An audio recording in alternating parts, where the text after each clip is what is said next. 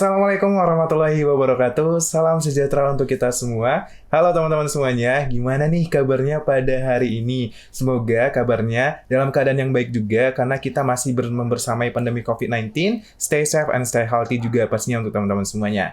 Nah, Siniar Akademia Podcast ini, kita itu akan mengundang atau memberikan pembahasan yang edukatif dan juga mengundang narasumber inspiratif.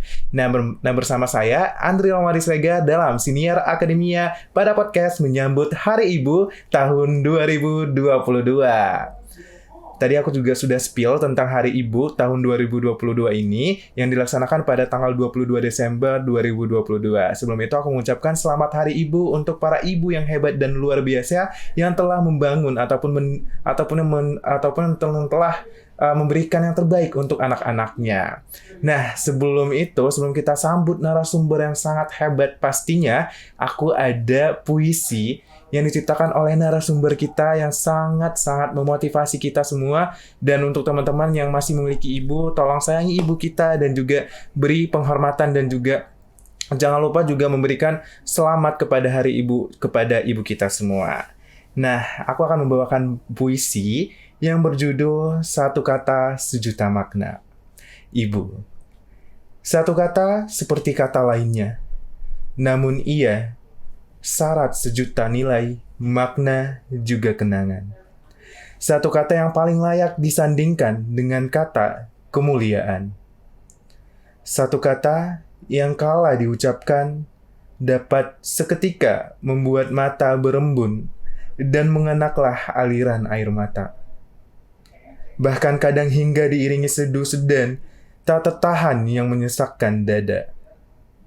Satu kata namun kadang menimbulkan sedih dan perih kala ia diwarnai ingatan bahwa diri ini telah membuatnya kesal, kecewa, pilu, dan bersedih hati. Satu kata, namun membawa banyak kenangan indah atas pujian, hadiah, tuntutan, genggaman, usapan, dan pelukan yang ia berikan. Satu kata yang tertancap pada ingatan akan perhatian, kehangatan, jeripayah, dan juga pengorbanan dan semua bentuk cinta tanpa syaratmu. Satu kata, di mana kini omelannya pun dirindukan. Nasihat-nasihatnya begitu dibutuhkan, dan doa-doanya di setiap sujudnya begitu menjadi sangat berharga. Ibu adalah pintu surga, jalan rahmat dan jembatan keselamatan, menjadi andalan kala diri sangat membutuhkan pertolongan di hari pembalasan. Ais Sunarti, Bogor, 14 Desember 2021. Wah, itu adalah ciptaan puisi dari narasumber kita, yaitu Profesor Ais Sunarti, yang dimana ini merupakan puisi yang sangat menyejukkan hati juga, dan juga untuk para ibu yang hebat yang ada di sana. Selamat Hari Ibu juga yang aku sampaikan tadi, dan juga bagi teman-teman yang masih memiliki ibu, tolong sayangi ibu kita, dan yang bagi ibunya yang sudah berpulang yang ada di sisi Tuhan Yang Maha Esa, mohon doakan ibu kita supaya ibu kita berada di sisi Tuhan Yang Maha Esa. Oke, langsung saja kita sambut narasumber kita karena teman-teman sudah pastinya tidak sabar dengan pembahasan kita untuk menyambut Hari Ibu tahun 2022. Langsung saja kita sambut, ini adalah narasumber yang sangat inspiratif kita adalah Profesor Ais Sunarti dari Dewan Guru Besar Fakultas Ekologi Manusia, Departemen Ilmu Keluarga dan Konsumen. Halo Ibu. Halo juga. Gimana nih Bu kabarnya hari ini? Alhamdulillah baik. Semangat ya Bu, karena kita ingin menyambut Hari Ibu nih Bu. Dan Ibu, iya benar banget. Dan Ibu juga merupakan ibu pasti yang bagi anak-anaknya mungkin Ibu boleh sampaikan kepada penonton setia Siniar Akademia, selamat Hari Ibu gitu Bu. Selamat Hari Ibu untuk seluruh ibu-ibu ya di Indonesia maupun di dunia, dan mari kita optimalkan peran ibu. Karena di tangan ibulah ya peradaban bangsa itu diletakkan. Amin. Iya benar banget ya, dan juga ibu surga itu ada di telapak bawah surga kaki ibu. Di bawah telapak kaki ibu. Dan juga ridho ilahi itu adalah ridho ibu juga. Betul. Jadi untuk teman-teman tidak boleh ya Bu pastinya untuk durhaka kepada ibu karena sangat kita- tidak boleh. iya karena kita harus sangat menyayangi ibu kita. Karena ibu itu adalah ibu sudah melahirkan kita, mengandung kita selama 9 bulan dan juga menyusui kita dan juga membesarkan Namun kita. jangan lupa, ibu pun sebetulnya sekarang diperluas. Ya, saya memperluas definisi ibu. Selain yang biologis, ibu yang mengandung, melahirkan, membesarkan itu sudah pasti ya, Ya. pengorbanannya luar biasa. Namun juga ada ibu psikologis.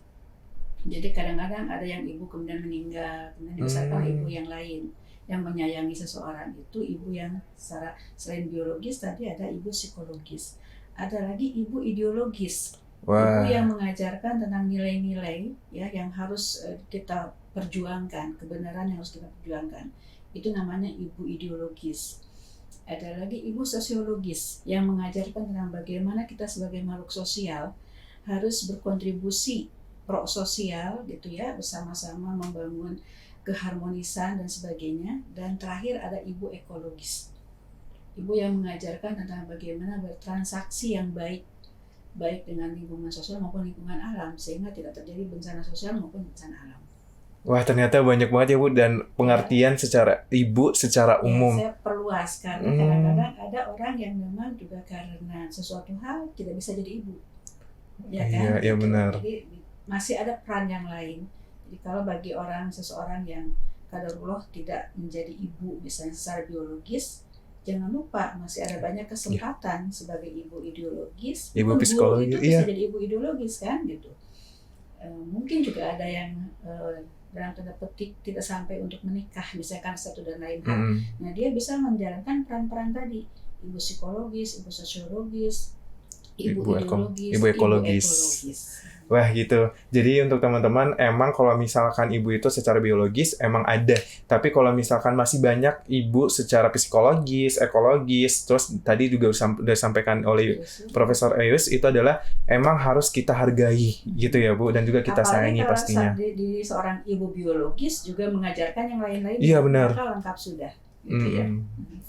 Gitu dan juga nanti kita juga bakal membahas tentang keluarga dan juga tentang ibu karena ini kita menyambut Hari Ibu. Mungkin aku bertanya-tanya nih Bu, kan untuk Hari Ibu ini adalah tanggal 22 Desember yang kita selalu rayakan setiap tahunnya dan terutama di tahun 2022 ini juga. Nah menurut Ibu sendiri, apa sih makna strategis kenapa penetapan untuk Hari Ibu itu di tanggal 22 Desember dan melalui dekret Presiden Soekarno nomor 336/21959 Bu. Kenapa sih ditetapkan pada tanggal 22 Desember? Oke. Jadi sebetulnya Presiden Soekarno mengeluarkan dekret Presiden ya nomor 316 tahun 1959 itu perluasan atau kelanjutan dari Kongres Wanita Indonesia yang sebelumnya dilakukan tanggal 22 Desember tahun 1928. Jadi beberapa saat setelah Sumpah Pemuda. Nah saat itu memang sejarahnya adalah para perempuan itu ingin berkontribusi bagaimana terhadap kualitas hidup bangsa dan negara. Namun karena di dalam masyarakat Indonesia khususnya Presiden Soekarno itu menempatkan peran dari perempuan itu sendiri sebetulnya ketika dia berperan sebagai ibu gitu ya itu sudah sangat luar biasa sehingga kemudian ditetapkanlah dengan nama Hari Ibu pada 22 Desember 1959 pada saat itu ya sehingga kemudian ini menunjukkan bahwa Presiden Soekarno telah meletakkan dasar yang kokoh ya landasan filosofis, landasan yuridis dan sesuai dengan kondisi masyarakat Indonesia landasan sosiologis yang senantiasa memberikan penghargaan yang luar biasa kepada ibu sehingga kalau orang mengucapkan kata ibu maka yang terbayang adalah suatu status, suatu peran yang mulia. Itu yang sesuai dengan nilai-nilai yang kita anut sampai sekarang karena dari yang saya lakukan survei 5 tahun terakhir lah ya saya ingin memeriksa tentang persepsi masyarakat Indonesia, laki-laki dan perempuan tentang peran ibu, tentang ibu rumah tangga. ternyata hampir semua, kalau dikatakan hampir 100%, 98%, 99% itu setuju. Walaupun bukan berarti perempuan itu tidak boleh bekerja, boleh, sangat boleh. Tapi bagaimana tetap menjalankan peran sebagai ibu, dan peran sebagai ibu itu mulia, gitu ya. Iya benar banget ya Bu. Dan kalau misalkan kita bisa melihat juga bahwa ibu itu sangat mulia karena bukan berarti bahwa ibu itu hanya bekerja di dalam rumah, dan juga kita bisa mengasumsikan bahwa ibu itu bisa juga bekerja seperti pria semestinya, dan juga emang itu adalah pilihan dari seorang ibu. Ya. Tapi jangan lupa juga meninggalkan untuk tugasnya sebagai ibu di dalam rumah tangga. Gitu ya Bu. Satu hal lagi sebetulnya, kalau kerja itu pilihan, ya, bahwa bekerja untuk mencari nafkah, membantu suami untuk mensejahterakan keluarga adalah pilihan. Artinya tergantung dari kesepakatan bersama antara si istri dengan suami, ya, si ibu dengan ayah. Tapi bahwa menjadi ibu juga ternyata memang harus keluar rumah. Iya. Dia harus berkiprah di luar untuk melindungi anak-anaknya. Karena kalau kita ingin melindungi anak, tapi kita egois, hanya ingin sendirian gitu ya, itu nggak bisa sekarang ini. Jadi kita harus keluar rumah, ke sekolah, ikutan POMG, ke masyarakat, juga kita ikut komunitas untuk sama-sama kemudian membangun lingkungan yang lebih luas yang melindungi anak-anak kita. Karena anak-anak kita tidak mungkin kita kunci di dalam rumah, kan, dia akan keluar kemana-mana dan berpengaruh terhadap anak kita. Jadi sebetulnya kalau kita ingin melindungi keluarga itu, maka kita memang harus berkiprah keluar untuk sama-sama menciptakan lingkungan yang kondusif, yang sehat, yang selamat gitu. Apalagi sekarang ini. Iya, benar banget. Dan juga apalagi kalau misalkan kita juga melihat adanya kasus bullying terhadap anak, itu juga ibu sangat berarti. Bullying, predator, pedofil sekarang ini kan. Banyak banget kan ya Bu kasus yang sekarang, dan emang ibu memiliki peran yang penting untuk ke dalam itu. Karena banyak anak yang lebih enak cerita itu adalah ke ibunya, dan juga ibu harus memiliki feeling yang bisa membangkitkan anaknya untuk keluar dari zona itu sendiri. Nah, kita tadi juga ibu sudah mengatakan bahwa keluarga itu terdiri dari ayah dan juga anak, dan pastinya suami istri juga kan ya Bu. Nah, bagaimana sih Bu kontribusi seorang ibu dalam membangun keluarga berketahanan? Jadi kalau misalkan nih di suami istri itu ataupun dalam keluarga pasti adanya masalah, dan kita itu tidak bakal terlepas dari masalah itu sendiri. Nah, bagaimana sih Bu kontribusi dari seorang ibu ini untuk mempertahankan keluarganya itu sendiri? Jadi keluarga dibangun oleh suami dan istri. Ya, jadi istri, suami, ibu, ayah. Jadi kalau sudah punya anak, dia jadi ibu. Kalau dia hanya dalam konteks hubungannya dengan suami, maka sebagai istri, kan. Artinya itu sudah berkontribusi setengahnya dari keluarga itu sendiri. Maka si ibu, si istri, seseorang perempuan yang menikah, ya, itu berkontribusi sekali terhadap ketahanan keluarga, karena dia yang akan menentukan apakah keluarga mampu mengelola sumber daya, kemudian dengan nilai yang dianut, tujuan yang ingin dicapai, mengelola sumber daya, waktu, tenaga, pikiran, ya, kemudian mengelola masalah. Karena hidup pasti akan ada masalah, ya kan. Masalah itu adalah gap antara apa yang diinginkan dengan fakta, apa yang ingin dicita-citakan dengan fakta, apa yang ingin diharapkan dengan fakta. Selama kita ingin berkembang, pasti akan ada gap itu, ada masalah itu, maka harus dikelola dengan baik, jangan menyebabkan tekanan, ya. Jadi ada sumber-sumber tekanan juga harus dikelola, itu stresor, ya. Bagaimana mengelola sumber daya, mengelola stresor, bagaimana berinteraksi suami istri, orang tua anak, antar anak, agar kemudian mencapai output, yaitu keluarga yang sejahtera, keluarga yang berkualitas. Nah, dalam prakteknya, maka seorang perempuan, seorang ibu, seorang istri sangat-sangat berkontribusi terhadap ketahanan keluarga itu. Terutama adalah pada saat bagaimana kesiapan berkeluarga, baik si laki-laki untuk jadi suami dan jadi ayah, dan si perempuan untuk jadi ibu dan jadi istri. Kesiapan berkeluarga ini perlu betul-betul diseriusi, ya. Jadi menikah itu bukan hanya karena ya sudah siap hamil, atau laki-laki sudah siap menghamili, kemudian secara biologis punya kebutuhan, kemudian menikah. Itu hanya salah satu, ya. Tapi yang lainnya adalah kematangan intelektual untuk mengambil keputusan yang terbaik, mengolah informasi, ya, untuk mengambil keputusan yang terbaik, kematangan sosial, kematangan emosi, kematangan spiritual, yang moral, itu semuanya harus lengkap, juga keterampilan hidup untuk bekerja, untuk kemudian mengelola sumber daya ya tadi, itu harus dimiliki oleh laki-laki dan perempuan yang ingin menikah, sehingga tidak akan terlalu seperti orang nyemplung ke sungai tidak bisa berenang atau ke kolam renang tidak bisa berenang, jadi mencari-cari.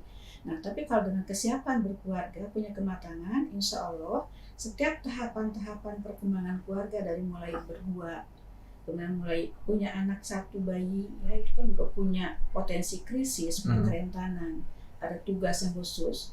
Kemudian anak baru berikutnya adalah anak usia prasekolah, kemudian anak usia sekolah, anak remaja dan sebagainya. Masing-masing punya kekhasan, punya tugas perkembangan, itu harus diikuti oleh suami dan istri. Nah, jadi si istri itu akan sangat menentukan apakah keluarga punya ketahanan yang baik atau tidak. Apakah keluarga bisa menjalankan berbagai fungsi-fungsinya dengan baik atau tidak. Jangan sampai timpang. Misalnya kalau ketimpangan terjadi itu, fungsi ekonomi mencari nafkah begitu luar biasa, prime time-nya dari subuh sampai malam, tiap hari, Sabtu lembur, Minggu lembur. Tapi fungsi-fungsi yang lainnya tidak berjalan. Fungsi pendidikan, fungsi cinta kasih, fungsi agama, fungsi mengajarkan tentang adanya risiko, adanya ancaman, bagaimana perlindungan, itu kan harus diajarkan dan perlu waktu. Maka kemudian suami dan istri harus berbagi peran fungsi tugas agar seluruh fungsi-fungsi itu bisa dijalankan dan insya Allah keluarga itu bisa selamat. Ya, benar banget ya Bu. Dan jangan ada yang dominan ya Bu. Ya, dominan dalam artian ketimpangan ya. Kalau dalam hal dominan waktu untuk bekerja pasti akan lebih dominan dibanding yang lain. Karena dalam bekerja untuk digaji dan sebagainya di perjalanan pasti akan membutuhkan waktu jauh lebih banyak dibandingkan dengan fungsi yang lainnya. Tapi jangan terlalu timpang, semuanya harus dilaksanakan. Itulah jaminan itu, makanya kemudian ada pembagian peran fungsi tugas. Ayah sebagai pencari nafkah utama, si ibu mengelola sedemikian rupa, sama-sama punya power, sama-sama kemudian berkontribusi. Nah, apalagi kalau ibu bekerja gitu ya, ingin mencari nafkah juga untuk keluarga sejahtera, bagaimana dengan fungsi yang lainnya? Maka harus ada keputusan untuk mana yang terbaik buat keluarga itu. Dan emang harus stabil ya Bu, kalau misalkan seorang ibu itu juga ingin bekerja, tapi dalam keluarganya juga harus baik. Karena kalau misalkan keluarga itu kan inti dari segalanya ya Bu, kalau misalkan intinya itu masih berantakan, itu pasti di luarnya juga masih belum bisa terselesaikan dengan baik. Jadi untuk para ibu di sana, di luar sana, dan juga para ayah di luar sana, tetap harus menjaga keharmonisan dalam keluarga. Dan juga kita tahu bahwa ketahanan dalam keluarga itu pasti ada aja masalahnya. Tapi bagaimana cara untuk mengatasinya itu adalah masalah dalam antar ataupun internal dari suami dan juga istri ataupun ayah dan ibu. Jadi diharapkan untuk tetap menjaga keharmonisan supaya anak-anaknya juga bisa berpendidikan yang tinggi. Karena menurut saya internal dalam sebuah keluarga itu pasti berpengaruh kepada anaknya, benar nggak Bu? Sangat. Jadi perkembangan seorang anak ya, dari mulai dalam kandungan, janin, dilahirkan, kemudian dari tidak tahu apa-apa jadi tahu apa-apa, tidak bisa jadi bisa, itu akan sangat ditentukan oleh lingkungannya, oleh stimulus yang diberikan oleh keluarganya, oleh siapapun di sekitarnya. Jadi kondisi yang stabil itu akan membuat anak juga tumbuh kembang secara baik ya.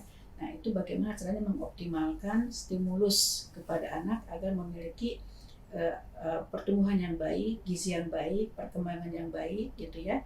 Itu yang menjadi tugas utama di dalam keluarga. Salah satunya adalah bagaimana fungsi cinta kasih, fungsi pendidikan, dan fungsi perlindungan kepada anak. Ya, benar banget ya Bu. Dan kalau misalkan kita dengar cerita broken home, itu kan dari keluarganya sendiri, ataupun bisa jadi dari ibu, ataupun bisa dari ayah sendiri. Nah, untuk teman-teman, usahakan kalau misalkan sedang melakukan broken home, ataupun boleh cerita-cerita nih kepada orang tuanya terlebih dahulu, kenapa bisa seperti ini. Karena emang dari ibu dan ayah juga sangat berpengaruh terhadap pendidikan anak dan juga stimulus anak ya Bu. Dan juga tadi kita sudah menceritakan tentang ibu, kontribusi yang nyata bagi ibu, terus kontribusi apa saja sih yang diberikan ibu kepada anaknya ataupun kepada keluarganya. Nah, bagaimana sih Bu menjamin terpenuhinya peran ibu ketika semakin banyak perempuan yang bekerja? Jadi kan tadi pekerjaan itu adalah pilihan, dan bagaimana cara menjamin terpenuhinya peran ibu ini. Peran ibu ini kan bukan tujuannya untuk bekerja kan ya Bu, tapi suami itu adalah untuk peran utamanya adalah bekerja. Bagaimana kalau misalkan seorang ibu ini bekerja, tapi tetap perannya itu tetap terpenuhi? Oke, saya ingin jelaskan dulu supaya tidak ada salah paham ya. Jadi Indonesia ini kan negara yang penduduknya itu semuanya beragama ya. Iya, benar. Karena kan ada ketuhanan yang Maha Esa gitu. Agamanya apapun, ada Muslim, Kristen, Protestan, Katolik ya. Katolik, kemudian Hindu, Buddha. Nah, semuanya diakui. Nah, tapi mayoritasnya kan Muslim ya. Iya, Nah, benar. dan peristiwa menikah, peristiwa berkeluarga di dalam Islam itu memang peristiwa ibadah. Oleh karena itu, dasar-dasar di dalam pernikahan, kenapa undang-undang pernikahan itu diwarnai oleh agama, karena memang kita semua punya hak untuk menjalankan agama. Nah, di dalam Islam, memang kewajiban mencari nafkah itu ada di suami. Iya, benar. Nah, tapi bukan berarti bahwa istri dilarang bekerja, tidak sama sekali. Bahwa kalau misalnya memungkinkan, dalam kondisi yang memungkinkan, pekerjaannya fleksibel, kemudian juga support system di dalam keluarga itu juga ada. Why not ya? Dan juga perempuan bisa berkiprah, bisa berkontribusi terhadap masyarakat luas, itu juga kan punya nilai sebagai nilai ibadah. Nah, ini yang sebetulnya harus dipahami gitu. Oleh karena itu di dalam keluarga, terutama keluarga yang ingin punya anak, beda lagi kalau keluarga tidak ingin punya anak atau karena satu dan lain hal tidak punya anak, maka mungkin ketika keputusan istri bekerja mungkin tidak akan terlalu repot sebagaimana kalau di keluarga yang memang ingin punya anak, anaknya masih kecil-kecil, harus dikasih ASI ya. ASI itu kan bukan sekedar memberikan ASI disendokin atau dikasih dot, tapi menyusuinya. Nah, menyusui itu adalah landasan tentang kelekatan, secure attachment ya, kelekatan yang secure dari si bayi dengan ibunya yang menyebabkan perkembangan individu awal seorang manusia itu kemudian mendapatkan perkembangan yang baik, yaitu trust. Dia percaya bahwa dunia ini indah, dunia ini aman, bahwa ada orang yang akan selalu menyayangi dan membutuhkannya. Nah, kalau seorang bayi itu berkembang seperti itu karena ada attachment yang secure, karena disusuin, digendong, sampai tertidur dan sebagainya, merasa disayang, maka insya Allah perkembangan psikososial kepribadian seorang individu itu akan baik, positif terus. Tapi kalau dari awal sudah tidak memperoleh lingkungan yang secure, maka anak itu akan ragu dengan lingkungannya, tidak percaya dengan lingkungannya. Apakah saya ini anak yang dibutuhkan, yang disayangi? Kok saya lagi membutuhkan ini, nggak ada orang yang menolong saya nangis, pengen ganti popok, pengen haus dan sebagainya. Orang nggak ada yang menolong saya pada saat on time gitu ya, karena mungkin disimpan di daycare atau dan dititipin kepada orang-orang yang berbeda-beda, sehingga perkembangannya justru bukannya trust tapi mistrust, distrust. Akibatnya kemudian persoalan-persoalan kenapa orang cenderung korupsi, tidak bisa berkoordinasi, kemudian cenderung egois, itu akibat dari masa kecil bayinya itu adalah terbangun lingkungan yang seperti itu. Oleh karena itu, fungsi sebagai ibu ini ya, untuk memutuskan apakah bekerja atau tidak bekerja akan sangat tergantung dari apakah dia ingin punya anak atau tidak. Kemudian apakah ada support system yang akan mendukung ketika ibu itu kerja kemudian meninggalkan anak, dan usia berapa anak ditinggalkan. Apakah ada orang yang akan menjamin menyayangi anaknya sebagaimana ibu itu menyayangi anaknya ya, dan juga bapak tentunya, ini kita bicara tentang ibu. Nah, kalau tidak ada, maka yang dikhawatirkan adalah akan ada terjadi pertumbuhan yang tidak sesuai yang kita harapkan. Nah, ini yang kemudian membuat keputusan bekerja itu harus dikomunikasikan antara suami istri ya. Apakah kalaupun bekerja, misalnya bekerjanya jenis pekerjaannya apa?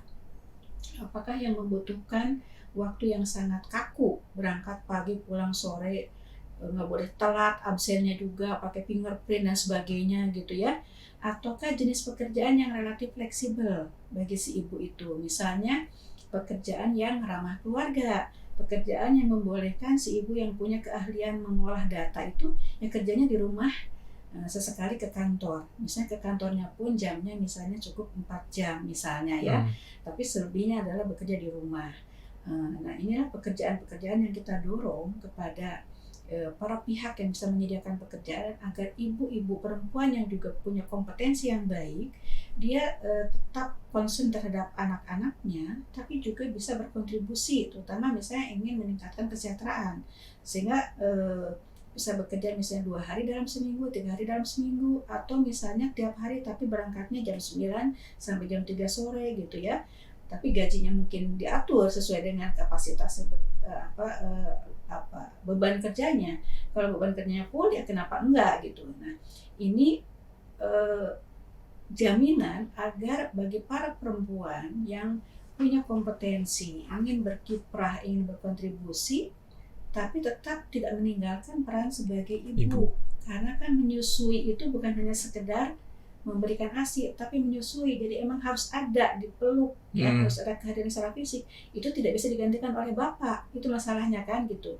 Nah, makanya kemudian bagaimana cara kerja, kemudian tempat kerja, apakah dekat dari rumahnya atau justru kerja dari rumahnya, why not? Nah, sekarang dengan COVID-19 itu blessing in disguise-nya itu adalah justru kita ditunjukkan banyak sekali jenis pekerjaan yang ramah keluarga. Ternyata banyak yang selama ini kita harus ke kantor, ternyata nggak harus ke kantor gitu. Bisa pakai Zoom ya Bu, bisa pakai virtual. Zoom. Jadi kadang-kadang kita bisa mau rapat ke Jakarta, di jalannya 2,5 jam, bolak-balik 5 jam, rapatnya 1 jam. Sekarang kan nggak begitu, kita rapat aja sama-sama ini. Mungkin sesekali kita ketemu ya offline perlu. Tapi kemudian si waktu 5 jam itu bisa digunakan untuk juga produktivitas yang lain-lain. Si ibu itu bisa nulis buku, bisa berkiprah di organisasi di masyarakat, juga mengawasi anak gitu. Nah, ini yang kita dorong supaya ibu bekerja tapi juga tetap menjalankan fungsinya ya, fungsi utama terutama sebagai ibu ya, mengasuh merawat anak gitu, yang tidak bisa digantikan oleh bapak. Walaupun bukan berarti bapak tidak bertanggung jawab ya. Jadi harus yang punya tanggung jawab terhadap anak itu justru kalau dalam Islam, yang mohon maaf nih saya agama saya, justru adalah bapak. Karena dalam Quran itu yang disebut sebagai pendidik itu adalah bapak. Tapi karena bapak itu juga harus mencari nafkah, maka kemudian ada pembagian tugas. Bapak bertanggung jawab terhadap anak, tapi kemudian nanti yang menjalankan dalam keseharian yang secara fisik hadir dan sebagainya, mengawal tentang anak supaya jujur, mengawal anak supaya merasa puas dengan apa yang dimiliki, supaya tidak korupsi gitu ya, mengawal anak supaya merasa cukup dengan yang dimiliki, membersihkan tas, membersihkan baju, merasa senang dengan barang yang dimiliki gitu ya, tidak konsumtif. Itu kan harus didampingi, tidak bisa lewat WA disuruh kamu cuci dong tasnya dan sebagainya, nggak bisa. Harus kerja sama-sama, ditunjukkan gitu ya, disiplin, jujur dan sebagainya. Nah, itu pembagian peran fungsi tugas yang perlu dijalankan oleh suami istri walaupun ibu bekerja atau perempuan bekerja, bagaimana memastikan itu semua tetap berjalan.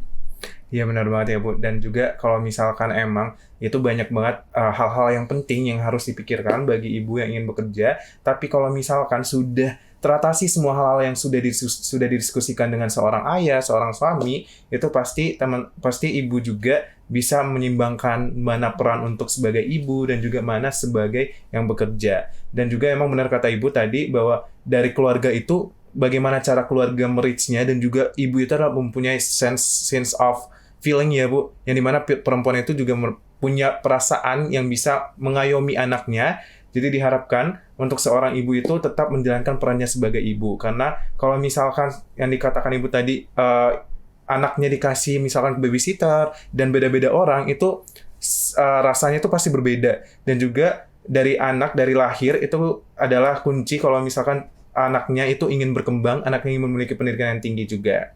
Nah, dengar-dengar Bu, sekarang ini sudah banyak yang tentang child free, yang dimana kita itu bisa merasakan child free itu ada di mana-mana. Mungkin di Indonesia masih kurang banget ya Bu, tapi kalau misalkan di luar negeri itu udah banyak banget. Nah, bagaimana sih Bu pendapat Ibu dengan adanya preferensi child free dan juga dan berkesempatan perempuan menikah tapi tidak memiliki anak? Bagaimana sih Bu pendapat Ibu tentang hal itu? Kalau di luar memang child free itu sebagai pilihan, bahkan ada yang sifatnya ideologis, karena dunia ini katanya udah penuh, penduduknya semakin banyak, ngapain juga punya anak, repot. Atau misalnya kenapa juga nggak mengambil anak yang lain aja yang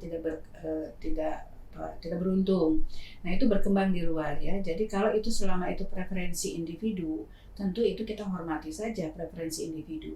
Tapi kalau itu sudah jadi gerakan kemudian mempengaruhi pihak lain sehingga jadi gerakan gitu ya, maka ini harus hati-hati karena mungkin ada nilai-nilai yang berbeda di luar dengan di Indonesia. Kalau di Indonesia itu ya berketurunan itu adalah juga mendapatkan nilai yang punya value, memiliki anak itu adalah penting, walaupun nanti soal jumlah dan sebagainya itu tentunya juga harus mengikuti tentang perkembangan ya, bagaimana kependudukan, perhatian terhadap, tidak boleh meninggalkan anak yang lemah, ya nggak? Jadi bukan hanya sekadar banyak anak Rezeki.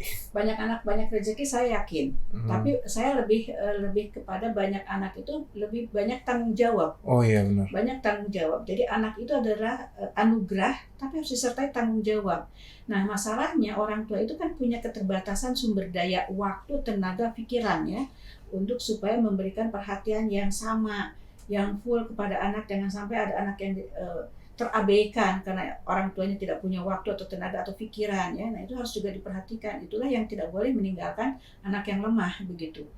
Nah, jadi harus ada pertimbangan, termasuk juga buat ibunya juga, punya hamil terus-terusan juga dampaknya terhadap tubuh ibunya seperti apa gitu kan, terhadap gizinya gitu ya, misalnya penyedotan kalsium lah, sehingga mudah osteoporosis, anemia dan sebagainya, sehingga si ibu juga tidak sejahtera kan. Yeah. Nah, oleh karena itu pertimbangan tentang memiliki anak itu juga harus diperhatikan dari berbagai aspek, terutama aspek juga agama ya. Kalau di luar ya nggak masalah, atau kalaupun misalnya memang itu adalah preferensi individu nggak apa-apa, silahkan, itu adalah hak masing-masing. Yang harus kita perhatikan adalah kalau itu sudah jadi gerakan, maka kita juga harus belajar dari negara-negara yang tingkat total fertility rate-nya ya, jadi angka kelahirannya itu sudah mulai rendah. Jadi kalau laki-laki perempuan menikah dua gitu ya, sebagai suami istri nggak mau punya anak, maka kan ketika dia meninggal habis gitu ya. Tapi kalau mereka punya anak dua, maka mereka meninggal digantikan oleh dua anak berikutnya kan. Iya. Replacementnya tingkat penggantiannya pas gitu ya. Total fertility rate 2.0 itu pas, ayah ibu meninggal digantikan oleh anaknya dua. Nah, sekarang di negara-negara tertentu justru total fertility rate-nya itu sudah di bawah 2. Kayak Korea itu 1,4 kalau nggak salah ya. Jepang juga lebih rendah lagi. Saya pernah ke Korea itu sampai orang-orang di sana, teman-teman di perguruan tinggi itu mengatakan, Korea ini katanya bakal di negara yang hilang pertama di muka bumi. Karena generasi mudanya sudah tidak ingin menikah atau menikah dalam usia tua, dan kemudian merasa tidak ingin punya anak itu repot, sehingga kemudian TFR-nya itu rendah sekali, sehingga kemudian digantikan oleh justru migran-migran dari luar negeri. Taiwan juga gitu persoalannya, sehingga sekarang ini kemudian didorong orang itu bagaimana menikah, diberikan reward untuk menikah dan punya anak, karena akan ada pertimbangan bahwa suatu ketika akan habis gitu, karena orang-orangnya tidak mau punya anak gitu ya. Kemudian kalau menikah juga di usia tua, apalagi yang berpendidikan tinggi. Nah, ini juga patut menjadi pembelajaran bagi kita gitu ya, bahwa kita memang sebaiknya memperhatikan tentang laju pertambahan penduduk, tapi juga jangan sampai minus atau jangan sampai lebih rendah dari yang replacement rate-nya itu.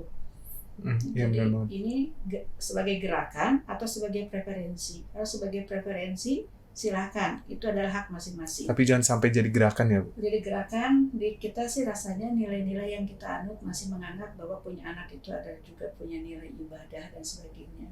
Karena gini, keberhasilan seseorang itu ketika meninggal kan katanya salah satunya adalah doa anak yang soleh. Iya benar. Jadi kalau tidak punya anak ya kehilangan kans untuk didoakan. Siapa yang akan doakan gitu ya, Bu? Jadi itu kepercayaan bagi Muslim terutama ya, yang mayoritas di Indonesia, anak itu adalah investasi. Bukan hanya investasi di dunia, dia bisa memberikan rasa senang, rasa bahagia, prestasinya baik gitu ya. Ekonomi juga membantu pada saat orang tua sudah lemah, itu wajar kita berharap kepada anak ya. Tapi yang jauh lebih penting adalah investasi akhirat. Itu tadi bahwa doa anak yang soleh itu menjadi jalan bagi orang tua masuk surga gitu. Iya benar banget, dan juga tadi sudah sampaikan Ibu adalah banyak anak banyak rezeki, tapi juga banyak anak harus banyak dipertanggungjawabkan juga. Karena semakin banyak anak pasti kita juga seorang ibu dan seorang ayah juga pasti memiliki rasa pertanggungjawaban yang tinggi juga. Dan tadi juga kalau misalnya preferensi individu itu adalah kita harus menghormati orang itu sendiri kalau misalkan emang tidak ingin memiliki anak. Tapi kalau misalkan didirikan gerakan mungkin di negara kita ataupun di agama Islam itu belum bisa dimajukan ya Bu untuk menjadi sebuah gerakan, karena emang anak itu bisa juga membantu rasa kepercayaan diri orang tua, bisa juga membantu semangat tinggi orang tua untuk bekerja dan juga mencari nafkah, dan masih banyak lagi sense of feeling dari anak itu kepada orang tua. Jadi emang ibu itu memiliki rasa mengayomi, dan anak juga pasti bisa mengayomi orang tuanya sampai tua nanti, dan juga siapa juga nanti yang menemani orang tua kalau misalkan tidak anak ketika tua nanti. Dan masa orang tua kita nanti bakal sendiri, dan juga ibu masa sendiri nanti di masa tuanya. Pasti perlu adanya rasa untuk anak gitu. Pasti harus ada anak yang menjaganya. Dan juga kita bisa melihat ya Bu, emang tadi kalau misalkan tidak ingin memiliki anak, itu takutnya juga seorang ibu ini akan menyakiti anak itu sendiri. Dan juga kita bisa melihat di berita banyak ibu yang menyakiti anaknya, banyak ibu yang mungkin memberikan kekerasan kepada anaknya, dan juga apa ya Bu, kata-kata yang bisa membuat anaknya itu sakit hati. Nah, menurut Ibu, apakah ini menunjukkan adanya masalah kesehatan mental pada ibu, atau mungkin ada faktor yang mengapa ibu itu melakukan hal itu, dan juga bagaimana sih Bu cara mengatasi hal tersebut? Ya, jadi gini, sekarang memang ada berita-berita ya yang menunjukkan ada persoalan di mana keluarga atau orang yang justru harusnya menyayangi anak, tapi kemudian melakukan kekerasan. Itu nyata adanya ya. Kalau dihitung memang masih sedikit, apalagi kalau diprosentasekan itu masih sedikit. Tapi justru kita harus memberikan perhatian karena itu adalah fenomena gunung es. Jadi kejadian-kejadian yang terjadi ini sebetulnya muncul seperti fenomena gunung es yang hanya persentase kecil ujungnya aja, tapi sebetulnya faktor yang menyebabkannya kenapa sampai kemudian terjadi masalah mungkin kesehatan mental ya, hal-hal yang tidak hujan tidak angin, kemudian ada seorang ibu misalnya menggorok 3 leher anaknya hanya karena merasa tidak diperhatikan oleh suaminya. Nah itu seakan-akan sepele alasannya, tapi kan dalam prakteknya tidak sepele karena buktinya menyebabkan itu, jadi ada persoalan kesehatan mental di situ. Nah ini fenomena gunung es inilah yang harus kemudian menjadi early warning ya, peringatan awal bahwa ada masalah. Apakah itu adanya ketimpangan fungsi-fungsi, ketidakharmonisan, ada ketidakmatangan ya, kemudian juga ada persoalan kesehatan mental baik dari si ibu maupun dari si ayah. Oleh karena itu, ini harus menjadi catatan dan bagi pihak-pihak yang ingin membantu masyarakat ataupun keluarga yang rentan. Jadi selalu ada keluarga yang rentan yang membutuhkan pertolongan. Seringkali dia tidak tahu bahwa punya masalah, gitu ya. Sebetulnya kan tidak tiba-tiba kejadian-kejadian kekerasan kepada anak sebagainya. Tidak mungkin tiba-tiba. Dia sebetulnya pelan-pelan, tapi dia tidak mengenali kerentanan. Nah, oleh karena itu harus ada bantuan bagaimana mengedukasi setiap keluarga itu untuk mampu mengenali kerentanannya. Jangan sampai terlanjur dari ujung sampai melakukan kekerasan, tapi orang dari awal merasa ada masalah, ada kerentanan, dan dia memperbaikinya selama dia bisa memperbaikinya. Kalau dia tidak bisa memperbaiki secara mandiri, bagaimana dia bisa meminta bantuan dan dia tahu kemana minta bantuan. Persoalan orang-orang keluarga yang sampai pada titik melakukan kekerasan bahkan kepada anaknya gitu ya, adalah dia tidak tahu tingkat kerentanan krisis yang dia alami, dan dia tidak tahu harus kemana meminta bantuan. Jadi mungkin dia pikir-pikir kemana saya harus minta bantuan, dia di sekelilingnya dia tidak tahu. Artinya bahwa memang betul-betul keluarga itu keluarga yang sangat ringkih ya, sangat terpuruk, sampai kemudian tidak tahu kemana dia harus meminta bantuan. Saya ini ada masalah nih, saya takut melakukan hal-hal yang tidak diinginkan, saya perlu melakukan sesuatu. Dia tidak tahu dan juga dia tidak bisa akses terhadap layanan-layanan itu. Nah inilah kemudian juga menjadi catatan bagi kita semua kepada stakeholder, para pihak pembangun keluarga ya, baik pemerintah, LSM, kemudian perguruan tinggi, itu bisa menyediakan layanan-layanan yang bisa diakses oleh banyak pihak dan orang itu merasa nyaman untuk cerita tanpa harus saya akan dijudge, saya akan dihakimin, saya dinilai ibu yang buruk dan sebagainya. Nah itu kita harus sediakan layanan-layanan itu bisa lewat online gitu ya, sehingga dia mungkin merasa terlindungi wajahnya juga dan sebagainya, tapi dia bisa cerita, dia ingin didengarkan sehingga dia rilis stres dan sebagainya. Itu menjadi tanggung jawab pemerintah dan juga pihak-pihak yang ingin membangun keluarga, melindungi keluarga. Jadi kejadian itu nyata adanya ya, tapi kemudian kita harus cegah supaya tidak meluas. Ya benar-benar, walaupun sedikit ya Bu, tapi nanti sedikit juga akan menjadi bukit ya, gitu. Sedikit itu kan karena sesuatu yang kriminal, tidak boleh tolerir kan. Iya. Jadi justru dia early warning, yang sedikit itu muncul ke permukaannya di berita, yang real mungkin lebih banyak. Iya. Tapi sebetulnya faktor yang menyebabkan kenapa ibu-ibu seperti itu, atau bahkan sekarang bapak, kemarin kejadiannya kan bapak Ya, membunuh anaknya yang usia 11 tahun ya. di Jakarta. Itu fotonya, ketika lihat fotonya, mereka foto keluarga yang harmonis, ceria, segala macam. Tapi kenapa dalam waktu singkat kemudian berubah seperti itu? Nah, artinya ada persoalan yang mereka sendiri tidak bisa mengetahui bahwa bisa sampai seperti itu, kan gitu.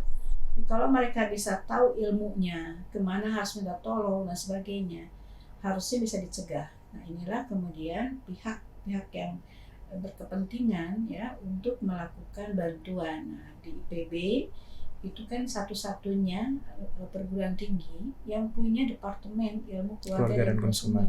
Di seluruh Indonesia nggak ada yang lainnya. Ya benar. Dan di IPB juga ada Fakultas Ekologi Manusia, satu-satunya juga. Jadi memang dituntut IPB untuk bisa menggerakkan komponen masyarakat. Karena kalau IPB sendiri misalnya dengan satu departemen untuk berkontribusi terhadap 70 juta keluarga Indonesia, di mana sekian puluh persennya itu juga keluarga rentan, ya, akan sangat berat. Tapi kemudian kita bisa mendorong pihak-pihak masyarakat untuk membentuk komunitas, perhimpunan untuk membantu, terutama adalah kelompok-kelompok atau keluarga yang sangat membutuhkan itu.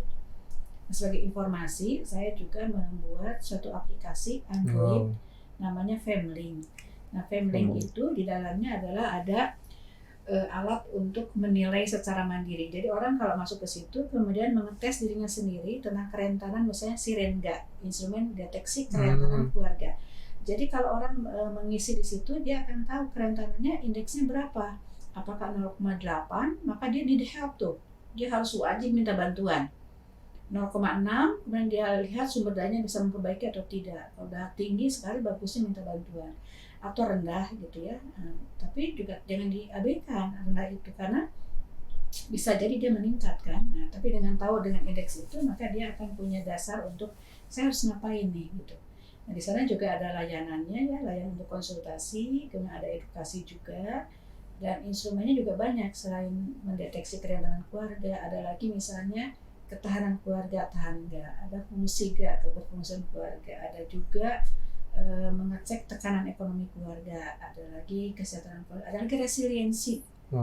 Berarti lengkap banget ya Bu? Ya, ada 12 instrumen yang sudah dimasukkan di situ, ada layanannya juga, bagi yang mau minta bantuan itu free, nggak bayar. Jadi tinggal masuk di situ, ketik atau menghubungi siapa, ingin profesional atau enggak ya, persoalannya apa, kita bisa bantu.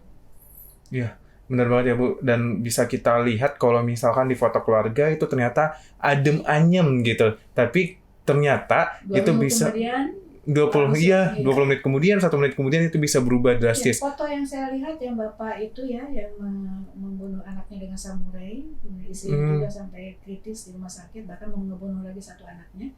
Itu kurang dari 2 minggu foto yang diangkat itu, foto yang kelihatan ceria harmonis itu, kemudian dalam waktu yang relatif cepat ya, singkat lah kan ya, kok sampai kejadian seperti itu. Sangat disayangkan ya Bu, pastinya juga itu kita emang harus sharing ke tetangga kita atau ke lingkungan sekitar kita tentang masalah apa yang kita alamin di keluarga itu. Kalau misalnya kita tidak bisa sharing nih ke orang lain, dan saya emang tipikal orang yang harus sharing Bu ke banyak orang, karena kalau misalnya saya tidak sharing, mungkin saya tidak akan mendapatkan orang macam-macam impact. Iya. Yang seperti itu, ada juga yang pendiam. Nah, oleh karena itu sebetulnya kalaupun terlepas bahwa orang itu ada yang extrovert, introvert, tapi dia harusnya sebetulnya orang dewasa itu tahu kapan dia membutuhkan bantuan, dan untuk keselamatan seluruh anggota keluarga dia harusnya menggunakan kesempatan untuk mendapatkan bantuan. Iya benar, dan untungnya dari Departemen Ilmu Keluarga dan Konsumen ada aplikasi yang bisa membantu mungkin seorang ibu atau seorang ayah atau keluarga untuk melakukan konsultasi di aplikasi itu, dan juga ada variabel-variabel lainnya yang bisa instrumen. Self assessment ya. Iya, itu. Jadi bisa menilai diri sendiri, nggak ketahuan oleh orang lain, langsung keluar indeksnya. Termasuk siap nggak juga kesiapan berkeluarga. Kesiapan nikah gitu ya, Bu. Iya, saya menggunakan istilahnya kesiapan berkeluarga, karena menikah itu, berkeluarga itu lebih luas dari pernikahan. Menikah itu untuk membangun keluarga kan. Kalau pernikahan itu seringkali hanya menilai suami istri. Tapi kalau berkeluarga, suami istri, orang tua, anak, antar anak dan sebagainya. Nah itu boleh juga digunakan oleh calon-calon yang ingin menikah, sehingga tahu kematangan-kematangan apa saja yang harus ditingkatkan dan sebagainya. Ya gitu. Jadi mungkin aplikasinya apa Bu tadi? Family. Nah, itu ada Family yang bisa di-download kan Bu di App Store atau di Play Store. Di Play Store itu free. Nah, itu free teman-teman. Jadi mungkin kepada ibu yang ada yang nonton saat ini boleh di-download, dan juga untuk ayah juga pasti boleh banget di-download karena bisa mendeteksi tingkat kepercayaan diri kita atau tingkat seberapa siap kita untuk melakukan berkeluarga gitu. Keluarga, ada lagi ketahanan keluarga, keluarga, mendeteksi kerentanan keluarga lebih awal, resiliensi keluarga itu adalah bentuk dari ketahanan keluarga dalam kondisi krisis. Apakah keluarga itu kalau terkena krisis itu jatuh terpuruk kayak gelas yang pecah ke bawah gitu ya, atau justru kayak bola, semakin ditimpa ke bawah, jatuh semakin membalir. Nah, resiliensi itu adalah kemampuan untuk rebound, untuk bisa bangkit ya setelah kita mendapatkan keterpurukan. Ya, itu merupakan aplikasi yang sangat bermanfaat. Mungkin langsung aja di-download, dan emang di era milenial ini juga Bu, itu kan peran ibu juga sangat penting juga, yang dimana pasti di era-era sebelumnya itu pasti akan ada perubahan di era ini, karena generasi Z itu bisa dibilang sangat aktif di media sosial dan juga masih banyak hal lainnya, dan kita bisa melihat anak-anak yang masih kecil, yang masih SD itu sudah tahu aplikasi yang berbagai macam itu dan juga sering main games. Nah, menurut pandangan ibu, ibu kan juga seorang ibu pastinya, kepada anak-anaknya, bagaimana sih Bu tantangan seorang ibu dalam perlindungan anak di era milenial? Bisa kita lihat bully itu bukan hanya sekedar fisik. Di media sosial juga kita bisa merasakan bully yang dikatakan tentang body kita lah, tentang badan kita lah, tentang wajah kita tuh pasti dibicarakan di era milenial ini, apalagi di era 4.0. Nah, bagaimana sih Bu tantangan seorang ibu dalam menjaga perlindungan bagi anak ataupun bagi keluarga di era milenial ini? Ya, ini semakin nyata ya bagaimana tantangan ibu, apalagi kalau ada gap ya antara ibu usia dengan anaknya, yang mungkin ibunya tidak terlalu gaptek lah istilahnya gitu ya, dengan anak yang sekarang itu sangat cepat. Itu juga menjadi persoalan. Seperti kasus pada saat COVID-19 aja, ketika anaknya harus sekolah lewat online, ibunya nggak gaptek gitu ya, sehingga kemudian peran ibu untuk mendampingi anaknya belajar pada saat belajar jarak jauh itu juga banyak yang ngeluhkan gitu. Nah, ini salah satu contoh.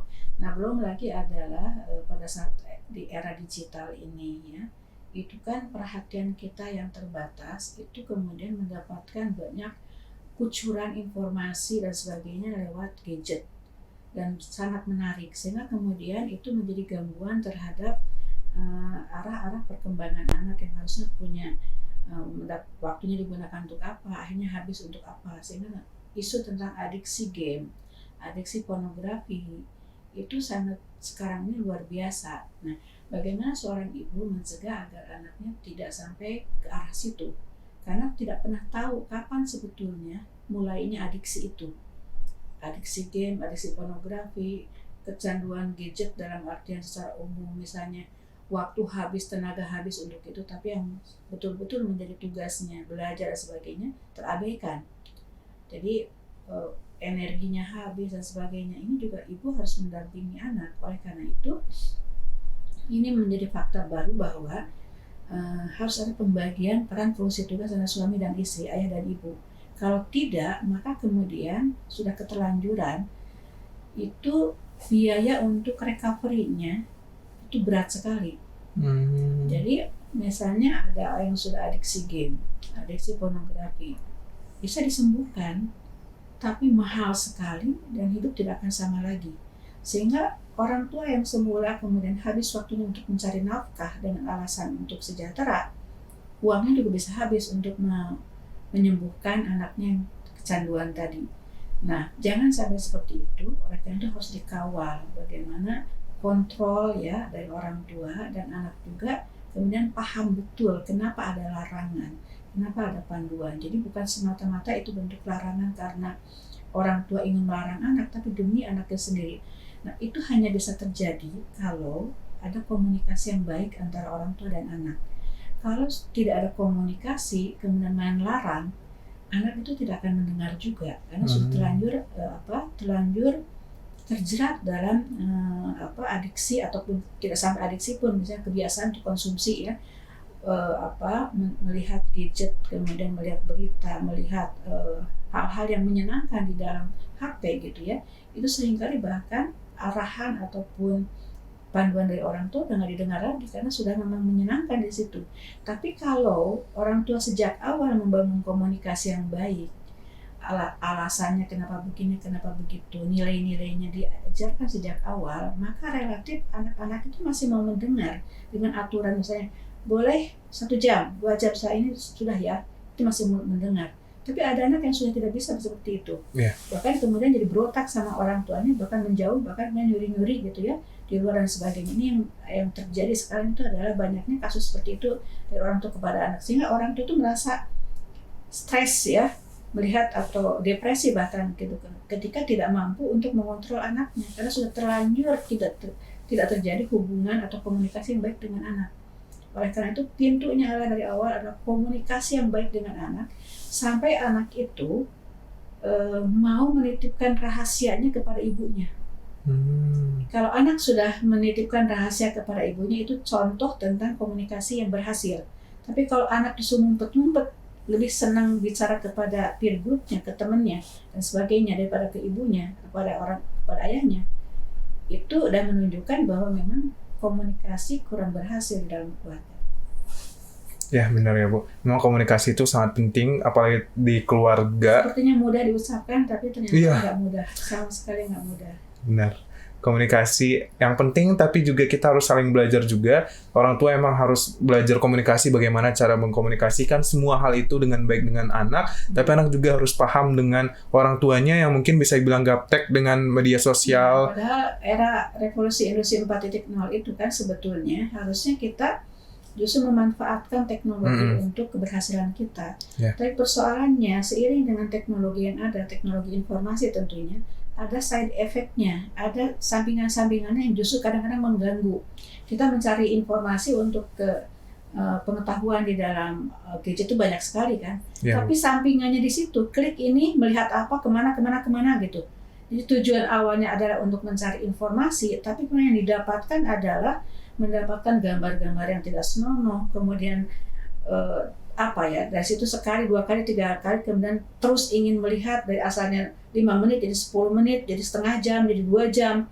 Akhirnya kemudian yang harusnya tadi kita mendapatkan manfaat dari teknologi informasi yang ada, justru yang sebaliknya adalah kita mendapatkan side effect yang negatif yang justru berdampak terhadap kesehatan mental dan sebagainya. Nah, bagaimana ibu mengawal itu coba? Kan nggak mudah gitu. Apalagi kalau misalnya, mohon maaf ya, bekerja full time, seharian, gimana cara ngawalnya gitu. Ini yang menjadi tantangan sekarang bagi para ibu yang juga ingin berkiprah di masyarakat luas, saya ingin berkontribusi karena punya kompetensi, tapi punya anak kecil yang masih harus didampingi secara fisik, bukan secara dari jarak jauh ya. Remaja aja masih membutuhkan kehadiran ibu secara fisik untuk mendampinginya. Ini ada risiko, ini ada ancaman. Kadang-kadang untuk menghindarkan anak dari ancaman bukan hanya lewat ucapan dari jarak jauh, ditemenin, diantar. Maka sekali lagi, harus ada pilihan bagi keluarga ayah dan ibu, mana yang terbaik buat anak-anaknya, buat keluarganya, bentuk kehidupan seperti apa, aktivitas seperti apa yang mereka pilih. Itulah yang dituntut ya keluarga berketahanan itu adalah mengambil keputusan yang terbaik dengan punya prediksi kerentanan. Kalau saya begini bakal begini. Kalau anak sekarang seperti ini, kemungkinan terkena adiksi itu besar sekali. Maka saya harus ngapain gitu kan? Nah itu di dalam keluarga semakin dinamis sekarang ini. Maka kemudian para keluarga ini, para suami istri harus punya dinamika ya, pengelolaan sumber daya dan pengambilan keputusan untuk keluarga yang terbaik. Ya, tadi kita juga sudah membahas tentang komunikasi, pengambilan keputusan. Emang di keluarga itu sangat harus benar-benar diputusin ya Bu, dalam hal yang baik, karena emang kalau misalnya kita salah mengambil keputusan pasti juga akan mengalami masalah di keluarga, masalah di anak juga. Dan kalau misalnya kita mengambil keputusan yang paling benar, itu akan memperoleh keluarga kita yang tahan ataupun keluarga kita yang sejahtera. Nah, kita tadi sudah banyak banget bahas tentang keluarga dan juga tentang ibu, karena ini merupakan hari spesial untuk Hari Ibu ataupun ibu-ibu yang ada di sana. Dan juga mungkin Bu boleh closing speech untuk mengucapkan selamat Hari Ibu. Apa yang ingin Ibu sampaikan kepada para ibu yang sedang berjuang untuk memperjuangkan anak-anaknya dan memperjuangkan keluarganya di masa depan? Mungkin boleh Bu disampaikan? Baik, mari kita optimalkan peran dan fungsi sebagai ibu ya, karena ibu memiliki peran yang sangat strategis untuk pembangunan manusia berkualitas ya. Ibu sangat berperan dalam membangun keluarga berketahanan, dan keluarga berketahanan adalah sebagai fondasi dan juga benteng peradaban bangsa. Yap, benar banget. Merupakan keluarga adalah ketahanan dalam Indonesia juga, atau dalam kepribadian kita juga ya Bu. Nah, mungkin tadi aku sudah membacakan puisi dari ciptaan dari Ibu Profesor Ais. Mungkin aku ingin membacakan prosa lagi Bu. Ya. Ini merupakan ciptaan dari Ibu juga ya Bu. Ya. Mungkin aku izin membacakan puisi. Ini merupakan bukan puisi lagi, prosa. Merupakan prosa yang bisa mungkin menjadi penyemangat untuk para ibu yang ada di sana, dan juga menjadi semangat untuk bekerja, menjadi semangat. Prosa ini adalah untuk anak agar menghormati ibunya. Iya, benar ya. Jadi untuk anak-anak jangan pernah Anak itu bisa juga udah ibu-ibu ya. Iya. Terhadap ibunya kan. Posisinya sebagai anak gitu, terhadap ibunya. Tapi kan bisa aja anak itu udah dewasa juga. Udah ibu-ibu juga gitu ya, udah bapak-bapak juga. Jadi bukan hanya ibu-ibu, ini anak baik laki-laki maupun perempuan ya, kepada ibu. Oke. Berarti kepada semua ya Bu, intinya. Ada ibunya. Iya, ini adalah prosa dari ciptaan narasumber kita. Berarti narasumber kita ini adalah sangat inspiratif. Tadi kita juga sudah membahas tentang keluarga. Ini merupakan prosa. Mungkin aku langsung baca aja ya Bu. Izin ya Bu. Ya, silakan. Judulnya adalah Duniamu, Dunianya. Apakah dunianya, duniamu? Benarkah ibumu orang istimewa bagimu? Di hatimu, di ingatanmu? Seberapa kamu mengenal ibumu? Kesukaan dan ketidaksukaannya, ekspresi dan emosinya, mimik muka, bahasa tubuh, bahkan rahasia kecilnya. Ingatkah kamu bagaimana berbinarnya mata ibumu kala mampu memberikan hal yang kau inginkan? Bagaimana mimik mukanya kala melihatmu tersenyum bahagia? Mampukah kau meraba dalam kebahagiaan dan tingginya kebanggaan ibumu kala melihatmu berhasil? Kala melihatmu tumbuh sehat dan berkembang dengan baik? Dapatkah kau lihat kegundahannya dan kesedihan di balik wajah datar ibumu? Kala kau gagal dan terjatuh? Kala kau merasa terpuruk? Atau kala dirimu merasa tidak memiliki alasan untuk semangat dan bangkit? Kala kau menghindar, menarik diri, dan sulit diraih? Mampukah kau mengukur kerasnya, tekad dan kuatnya keinginan ibumu agar memberimu hal yang terbaik, mengawal, melindungimu, dan memastikan agar kau selamat dan tidak melakukan kesalahan? Dapatkah kau menimbang dalamnya harapan ibumu kepadamu, agar kau jadi anak yang dibanggakan, yang mandiri dan dewasa, yang memberi manfaat kepada siapapun dan dimanapun kamu berada? Dapatkah kau pahami enggannya ibumu menyusahkan dan membebanimu? Ia selalu memaafkanmu, selalu menahan diri dan mengalah, walau menahan kerinduan mendalam untuk bersamamu atau sekedar dekat denganmu. Dapatkah kau menghitung seberapa banyak pengorbanan yang ibumu curahkan untuk membesarkanmu? Tahukah kamu berapa banyak air mata yang keluar mengiringi doa-doa yang dipanjatkan untukmu? Tahukah kamu dinginnya malam dan kantuk berat tak menghalangi tekad dan usaha ibumu terbangun dan sujud di malam hari memintakan kepada Yang Maha Kuasa akan keberhasilan, keselamatan, dan perlindungan untukmu? Dapatkah kau lihat bagaimana usia menggerogoti tubuh ibumu yang tak sekuat dulu lagi ketika mampu mengangkatmu, menggendongmu lama, mengantarmu ke sana kemari? Kau lihatkah bagaimana usia membuat kulitnya kisut keriput, tulang merapuh dan ototnya melemah? Apakah kau lihat walau kecantikan fisiknya berubah, namun tidak dengan kecantikan hatinya? Dia selalu berminar ketika kamu membuatnya bangga dan bahagia. Dialah ibumu, yang menjadi jalan kamu hadir di dunia. Darah dan air susunya yang memberimu kehidupan. Peluh dan tetes keringatnya mewarnai setiap perjuangan dan dalam setiap momen hidupmu. Sebelum terlambat, raih dan ciumlah tangannya. Bahagiakanlah. Seringkanlah bersamanya. Mohon maaflah kepadanya. Dan mohonkan kepada Yang Maha Kuasa agar merahmatinya, dapat kembali pulang dengan tenang dan akhir yang baik.